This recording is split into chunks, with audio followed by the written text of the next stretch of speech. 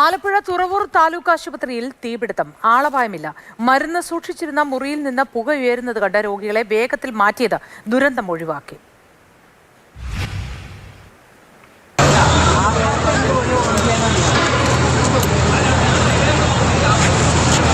തുറവൂർ താലൂക്ക് ആശുപത്രിയുടെ ഏറ്റവും മുകളിലത്തെ നിലയിലുണ്ടായിരുന്ന മരുന്നുകൾ സൂക്ഷിക്കുന്ന മുറിക്കാണ് തീപിടിച്ചത്. രാവിലെ 10 മണിയോടുകൂടി പുക ഉയരുന്നത് കണ്ട് ആശുപത്രി ജീവനക്കാർ തന്നെയാണ് ബഹളം വെച്ചതും തൊട്ടടുത്തുണ്ടായിരുന്ന നാട്ടുകാരെയും ഓട്ടോക്കാരെയും വിവരം അറിയിക്കുന്നതും. ഞങ്ങൾ ഇറങ്ങി താഴത്തോട്ട് പേഷ്യന്റിനെ മാറ്റണമെന്ന് പറഞ്ഞു. അപ്പോൾ ഞങ്ങൾ 2-3 ഓട്ടോക്കാരായിട്ട് വന്നിട്ട് ഡയാലിസിനെ മാറ്റി. പിന്നെ ഒരു ഗർഭിണിയുള്ള ഒരു ചേച്ചിനെ ഉണ്ടായിരുന്നു. അതിലെല്ലാവരും ആംബുലൻസിലോട്ട് കയറ്റി വിട്ടത്. അത് കണ്ടപ്പോഴത്തേക്കൊന്ന് പേടിച്ചു പോയി. രോഗികളെ ഒരു പേടിയുണ്ടായിരുന്നു. പക്ഷെ കുഴപ്പമില്ല, എല്ലാവരും സേഫാണ്. ചേർത്തലയിൽ നിന്നുള്ള ഫയർഫോഴ്സ് സംഘം 10 മിനിറ്റിനകം ആശുപത്രിയിലെത്തി. പിന്നാലെ മറ്റ് 2 ഫയർഫോഴ്സ് യൂണിറ്റ് കൂടി എത്തി. 1 മണിക്കൂർ കൊണ്ട് തീ പൂർണ്ണമായും നിയന്ത്രണ വിധേയമാക്കി.